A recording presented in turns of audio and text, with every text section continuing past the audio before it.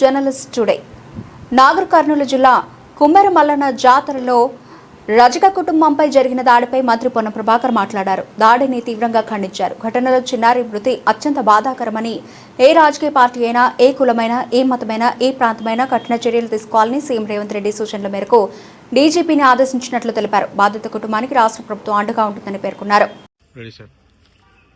కులాలు మతము ప్రస్తావన లేకుండా పైశాచికమైనటువంటి సంఘటన ఏదైనా ఖండించదలసిందే.